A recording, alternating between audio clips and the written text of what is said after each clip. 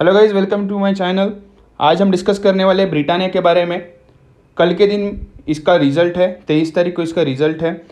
सो देखते हैं कि किस तरह से इसके रिज़ल्ट वर्कआउट होंगे, क्या एक्सपेक्टेशंस है, देन अभी के सिनारियो में किस प्रकार स्टॉक का वैल्यूएशन बन रहा है। फर्स्ट ऑफ ऑल जो मैंने यहाँ पे थंबनेल पे डाला है कि इसका ईपीएस जो है वो बढ़ने वाला है, बढ़ता हुआ दिख रहा है। एंड साथ में इसका जो रिजल्ट्स जो है, इसमें प्रॉफिट्स जो है वो कम होते हुए दिख रहे हैं क्वार्टर ऑन क्वार्टर बेसिस पे। सो गाइस देखते हैं कि किस प्रकार इसका रुझान बन रहा है। फर्स्ट ऑफ ऑल ब्रिटानिया की जो स्ट्रेंथ है वो एक बार देख लेते हैं। मोस्ट ऑफ द एनालिस्ट जो है इसको ओवरवेट की जगह पे ओवरवेट एंड परचेस इस कैटेगरी में रख रहे हैं, जो इसके लिए बहुत ही पॉजिटिव साइड पे है। देन फाइनेंशियल सिचुएशन बहुत ही अच्छे है, इनके जो कैपिटल बैकिंग है बहुत ही अच्छी है, जो इस करंट सिनारियो में ज़रूरी है, जो उनको एक सपोर्ट देगी फॉर फर्दर डेवलपमेंट के लिए। ब्रिटेन की वीकनेसेस क्या क्या है देख लेते हैं। फर्स्ट जो मुझे वीकनेस इसमें दिखती है कि पूरे एफएमसीजी सेक्टर में ये एक ऐसा स्टॉक है जो अपने प्राइस को जस्टिफाई नहीं करता है, नहीं तो कह सकते हैं कि इसके जो फंडामेंटल्स हैं उनको जस्टिफाई नहीं कर पाता है। एंड ओवरवेट है, जिसका ईपीएस भी मतलब ठीक ठाक है। एंड पी रेशो जो है वो ऑलमोस्ट 49-50, अभी तो 50 चल रहा है।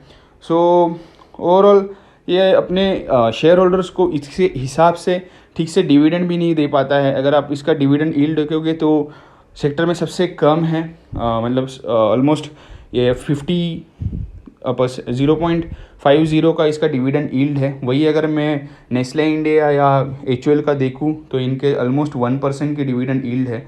सो ये कुछ वीकनेसेस है। देन अगेन कंसिडरली इसका जो नेट सेल्स है ये वो घटते हुए दिखता है।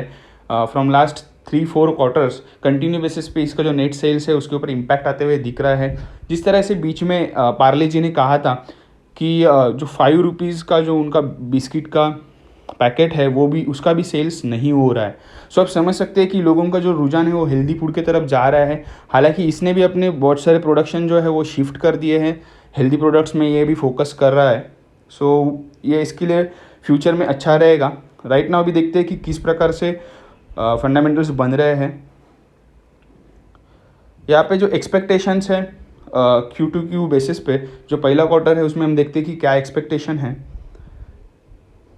सेल्स जो है वो ऑलमोस्ट सेम रहेगा, लिटिल बिट नीचे आया है, बट ये एक सेंटीमेंट ख़राब करने के लिए बहुत ही बड़ी चीज़ है कि जिसका सेल्स घट रहा है स्टॉक्स के अंदर। अगेन सेल्स घट रहा है, इसके वजह से बाकी सारी चीज़ें हैं उनके ऊपर इम्पैक्ट आ रहा है। अगर मैं यहाँ पे नेट इनकम भी देखूँ वो भी नीचे आया है, ऑलमोस्ट 10 करोड़ से ये भी नीचे आते हुए दिख रहा है। सो गाइज ओवरऑल जो है यहाँ पे एक कह सकते हैं कि स्लाइडली निगेटिवनेस है स्टॉक के अंदर नंबर्स के हिसाब से। ईपीएस जो भी है वो भी घटा है ईपीएस यहाँ पे। सो ये भी मतलब क्वार्टर ऑन क्वार्टर बेसिस पे स्टॉक जो है वो मुझे निगेटिव साइड पे लग रहा है। करंट सिनारियो जिस प्रकार मार्केट में चल रहा है वो हिसाब से इस रिजल्ट को मैं निगेटिव ही कहूँगा। अगर सिनारियो नॉर्मल रहते तो ये न्यूट्रल से पॉजिटिव साइड में ही रहता था, बिकॉज स्टॉक का जो ईयर ऑन ईयर बेसिस पे जो काम चलता है वो उसको एक सपोर्ट देगा।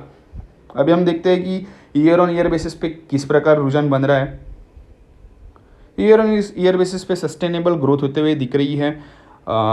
हालांकि ये जो ग्रोथ है अगर आप देखोगे 2018 और 19 की जो ग्रोथ थी उससे थोड़ी कम है, उसमें थोड़ा स्लोनेस आया है। बट अगेन जो पॉजिटिव नंबर्स है इसको थोड़े सपोर्टिव रहेंगे। बट ये एस्टीमेट है, अगर इसे भी वो बीट कर देता है, इससे भी अगर नीचे आता है, डाउन बीट करता है, तो डेफिनेटली स्टॉक को और निगेटिव इम्पैक्ट आएगा। सो यहाँ पे ईपीएस जो है वो बढ़ते हुए दिख रहा है। ईपीएस की जो ग्रोथ है कंसिस्टेंट है, नेट प्रॉफिट में भी कंसिस्टेंट ग्रोथ दिख रही है। बट सिर्फ मेरा सेल्स जो है उसमें थोड़ा जो नंबर्स है वो थोड़े कॉशियस है, या ऐसे समझ सकते हैं कि थोड़े दिक्कत वाले लग रहे हैं। शेयर होल्डिंग पैटर्न्स एक बार देख लेते हैं। 50% प्रमोटर के अंडर है, देन पब्लिक होल्डिंग जो है वो 49% की है। उसमें भी एक इंटरेस्टिंग चीज़ है, नॉन इंस्टीट्यूशनल इन्वेस्टर्स की जो होल्डिंग है लगभग 21% की होल्डिंग है। सो ये एक मतलब अनकम्फर्ट करने वाला चीज़ है। जब भी स्टॉक वीक हैंड्स में होता है तो उसमें जो ग्रोथ होनी चाहिए, जो प्राइस वैल्यूएशन होना चाहिए, वो नहीं हो पाता है। इसमें कुछ शेयर होल्डर के नाम हैं। सो आप देख सकते हैं इसमें LIC की जो होल्डिंग है 6% है। JP मॉर्गन असेट मैनेजमेंट की जो होल्डिंग है, जो UK बेस होल्डिंग है, 1.33% की होल्डिंग है। एट द एंड अगर मैं देखूँ तो नोमोरा 1.13%, देन SBI म्यूचुअल फंड 1.12%। सो बहुत ही स्ट्रॉन्ग हैंड्स के अंदर ये स्टॉक है एंड जो कंफर्ट दिला रहा है। हालांकि FIs ने अगर आप देखोगे तो 1% के सेल्स किए हैं, स्टॉक्स की जो अपनी ओनरशिप है वो छोड़ी है एंड जो ग्रास्प किए है नॉन इंस्टीट्यूशनल इन्वेस्टर ने इसको बाय किया है। जो मैं कह रहा था कि नॉन इंस्टीट्यूशनल इन्वेस्टर्स के हाथ में जब स्टॉक जाता है तो स्टॉक एक मतलब एक कह सकते हैं कि स्टॉक को एक मोटिव नहीं मिल पाता या एक प्रॉपर ट्रेंड नहीं मिल पाता है, स्टॉक उधर ही अटक जाता है। जो इसके कुछ एग्जांपल हैं, जैसे कि KTK बैंक है जो पूरी तरह से मतलब आप कह सकते हैं, आप उसका अगर स्टडीज़ करेंगे, केस स्टडीज़ में कभी बनाऊंगा तो मैं बताऊंगा कि शेयर होल्डर्स होल्डिंग, जो शेयर होल्डर की होल्डिंग होती है कितना इंपॉर्टेंट होती है, प्रमोटर की होल्डिंग कितनी इंपॉर्टेंट होती है। चलिए गाइस आगे जाते हैं कि देखते हैं किस प्रकार इसका टेक्निकल रुझान बन रहा है। मंथली चार्ट के अंदर मैंने जब 3 एग्जांपल्स लिए हैं, नेस्ले इंडिया जो सबसे लेफ्ट साइड वाला है, आप देख सकते हैं मंथली चार्ट के अंदर किस प्रकार ये बड़ा है, किस प्रकार ये स्ट्रेंथ दिखा रहा है। हालांकि ये जो फॉल आया था जिसमें मार्केट ऑलमोस्ट 35% गिरा था, स्टॉक में भी करेक्शन आया था, नेस्ले में भी करेक्शन आया था, लेकिन अगेन फंडामेंटल स्ट्रांग है, सेल्स नंबर स्ट्रांग है, बैकिंग है एंड मार्केट क्लियर है, मार्केट में डिमांड में कुछ इम्पैक्ट नहीं आया है। सो ये स्टॉक प्राइस क्लियरली दिखा रहा है। इसके बीच में जो मैंने स्टॉक रखा है वो ब्रिटानिया है, जिसके रिगार्डेड हम अभी डिस्कस कर रहे हैं। अगर आप ब्रिटानिया देखोगे तो चौपी है, लगभग 2018 से आज तक एक रेंज में ही ट्रेड हुआ है। हालांकि न्यू हाई न्यू लो ऐसा बनाता है, जो हम आगे डिस्कस करेंगे। वीकली चार्ट में एक जो पैटर्न बन रहा है वो बहुत ही इंटरेस्टिंग है, बहुत रेयर पैटर्न है, बहुत कम बार मैंने उसको बनते हुए दिखा है, जो आगे जाके डायमंड पैटर्न भी हो सकता है या एक ब्रॉडवेज चैनल भी बन सकता है। सो हम आगे डिस्कस करेंगे। मैं अगर इधर डिस्कस करना चाहता हूँ, ये जो स्टॉक है, ये प्राइस है, ये इसको फंडामेंटल्स को किस प्रकार जस्टिफाई कर रहे हैं। देखते हैं कि एक रेंज बाउंड ट्रेड हो रहा है, जिस प्रकार इसका बुक्स थे, जिस प्रकार इसके रिजल्ट्स थे प्रीवियस, वो हिसाब से ही अगर आप देखो तो कुछ भी चेंजेस नहीं हुआ, एक साइडवेज मूवमेंट है। वही अगर मैं ITC देखूँ, ITC में एक करेक्शन है, जैसे जिस प्रकार नेस्ले बड़ा है उसी प्रकार ITC गिरा है। हालांकि ITC का जो बिज़नेस है वो वर्सटाइल बिज़नेस है, फिर भी उनको कैपेबिलिटी जो है वो जस्टिफाई नहीं कर पाते हैं, तो स्टॉक्स में ऐसी ही हालत होती है।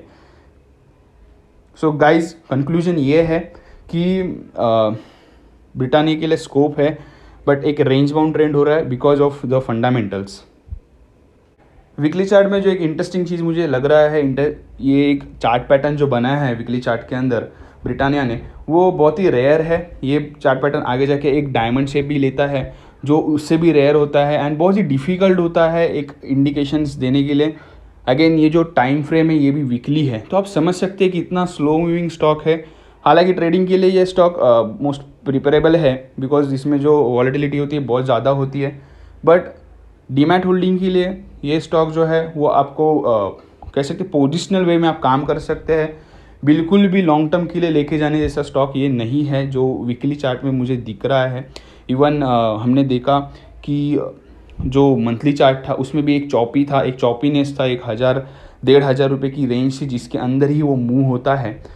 सो गाइज इसमें जो एक ब्रॉडवेज चैनल बन रहा है, सो आप देख सकते हैं इसी वे में मूवमेंट हो रहा है। अगेन प्राइस जो है मिडल ऑफ दिस चैनल है, तो डिसाइसिव प्राइस नहीं है। सो इसी वजह से मुझे आज के दिन में कुछ भी ऐसा नहीं मिला जिसमें पोजीशन लेना चाहिए या एग्जिट करना चाहिए। हालांकि जो रिजल्ट है वो निगेटिव साइड में इंडिकेशंस दे रहा है, एस्टिमेट्स जो है निगेटिव साइड में आ रहे हैं। सो देखना चाहिए कि किस प्रकार इसके ऊपर इम्पैक्ट आएगा आफ्टर रिजल्ट। अभी देखते हैं कि कौन से ऐसे फैक्टर्स है जिनका इसके ऊपर पॉजिटिव साइड में इम्पैक्ट आएगा, निगेटिव साइड में इम्पैक्ट आएगा, जो इसके लिए अपकमिंग चैलेंजेस हैं एंड अपॉर्चुनिटीज़ है। सबसे बड़ी जो अभी चैलेंज पूरे वर्ल्ड के लिए चल रहा है वो है कोरोना वायरस का। सो देखना चाहिए कि ये किस प्रकार इसको टैकल करता है। डेफिनेटली इसका इम्पैक्ट जो आएगा इसके डिमांड के ऊपर आएगा, प्लस प्रोडक्शन के ऊपर भी आएगा, मार्जिनिंग के ऊपर भी आएगा, देन जो रॉ मटेरियल है उसके ऊपर भी इम्पैक्ट आएगा। सो गाइज आप समझ सकते हैं कि पूरा सर्कल जो है वो इम्पैक्टेड है। तो देखना चाहिए कि कंपनी किस प्रकार अपना प्रोडक्शन बढ़ाती है या किस प्रकार डिस्ट्रीब्यूशन कर पाती है। तो सबसे बड़ा इम्पैक्ट जो कोरोना वायरस का है कि पूरे चेन है, जो पूरी चेन रहती है मार्केट चेन, वो डिस्टर्ब हो चुकी है। दूसरा इम्पैक्ट है जो स्लो डाउन आएगा, इकोनॉमिक स्लो डाउन आएगा, उसका ये किस प्रकार से एब्जॉर्ब कर पाते हैं। बिकॉज डेफिनेटली एफएमसीजी सेक्टर में से 2 या 3 ऐसी कंपनियां होंगी जो इससे आउट परफॉर्म कर देंगी या इसका बेनिफिट उठाएंगी। तो देखना चाहिए कि ब्रिटानिया इसमें कितना कंफर्टेबल है बेनिफिट उठाने में। देन लॉकडाउन है, लॉकडाउन की वजह से जो डिमांड है वो घटी है। हालांकि लोग जो है वो अभी हेल्दी फूड के तरफ गए हैं, एंड जिसमें ब्रिटानिया के पास भी बहुत ही अच्छे प्रोडक्ट्स है जो हेल्दी प्रोडक्ट्स के लिए मशहूर है। तो उनको इसका बेनिफिट मिलेगा। बट अगेन जो है इनके जो प्रीमियम प्रोडक्ट्स है इसका डिमांड घटेगा ऐसा लग रहा है। जो हायर डिमांड जो है वो सिलेक्टिव प्रोडक्ट्स में ही रहेगा, बाकी सारे प्रोडक्ट्स की डिमांड घट सकती है। सो गाइज अगेन इसके सेल्स के ऊपर नेक्स्ट 2 क्वार्टर इम्पैक्ट रहेगा ऐसा दिख रहा है। नेक्स्ट 2 क्वार्टर के लिए कुछ भी पॉजिटिवनेस नहीं लग रही है। अभी ये जो है ये 31 रिसर्चर्स ने इसके ऊपर पोल किया था, जिसमें से 15 जो है वो बाय करने के लिए कह रहे हैं करंट लेवल पे, और जो टारगेट है वो यहाँ पे 3130 का एक अल्टीमेट टारगेट है। इसमें जो अपर रेंज वाला टारगेट दिया गया था वो 3400 तक दिया गया था। सो यहाँ पे 15 जन बाय करने के लिए कह रहे हैं, 14 जो है वो आउट परफॉर्मेंस बता रहे हैं, एंड 9 जो है वो होल्ड के तरफ है। हालांकि मैं खुद भी होल्ड के तरफ हूँ, मैं बाय या आउट परफॉर्म के तरफ नहीं हूँ। गाइस देखते हैं कि किस प्रकार अभी इसके ऊपर व्यू बन रहा है। जो मेरा व्यू है वो पॉजिटिव से न्यूट्रल की तरफ जाते हुए दिख रहा है। बिकॉज जो कुछ सिचुएशन आ रहे हैं वो उसके लिए डेफिनेटली पॉजिटिव है ब्रिटानिया के लिए, लेकिन देखना चाहिए कि कंपनी किस प्रकार उसको कैश इन कर पाएगी। बिकॉज मुझे नहीं लग रहा है कि कंपनी इस अपॉर्चुनिटी को ग्रास्प कर पाएगी। जिस प्रकार अभी वो ऑपरेशंस कर रहे हैं, सारे सिचुएशन जब स्टेबल थे तभी भी कंपनी का सेल्स कंटिन्यू बेसिस पे नीचे आ रहा था। So I am not that much bullish on this particular stock, but मैं ये कहूँगा कि इसमें कुछ सेल नहीं करना है, इसमें आप थोड़ा रुक सकते हैं, होल्ड कर सकते हैं। इसमें अभी कोई भी ट्रेडिंग के लिए स्कोप नहीं है। ये स्टॉक बराबर बीच में है, दोनों भी रेंज के तरफ नहीं जा रहा है। एक स्टेबल व्यू बन रहा है इसके ऊपर, इसके रीजंस हैं। सेल्स जो है वो स्टेबल रहेगा, इसमें कुछ ज़्यादा ग्रोथ होते हुए नहीं देख रहा हूँ। देन इसमें जो है मार्जिन है वो प्रॉबेबली इम्प्रूव हो सकता है, बट अगेन ये एक एक्सपेक्टेशन है, एक सिर्फ मैं एक्सपेक्टेशन कर रहा हूँ कि इम्प्रूव हो जाए। अभी देखना चाहिए किस प्रकार होगा। देन लिक्विडिटी का इनको डेफिनेटली कंसर्न आएगा। जो मार्केट में अभी बहुत बड़ा कंसर्न आने वाला है, लिक्विडिटी का प्रॉब्लम जो इनको भी फेस करना होगा। Again probably after corona virus impact ये स्टॉक जो है ब्रिटानिया अपनी मार्केट शेयर जो है वो लूज़ कर सकता है। बड़े प्लेयर्स जैसे हिंदुस्तान यूनिलीवर, नहीं तो नेस्ले इंडिया, इनका जो शेयर है वो ग्रास्प कर लेंगे। Thank you guys, thank you for watching this video. I hope आपको इससे बेनिफिट हो, एंड अगर आपको ये वीडियो अच्छा लगा तो आप इसको शेयर कीजिए।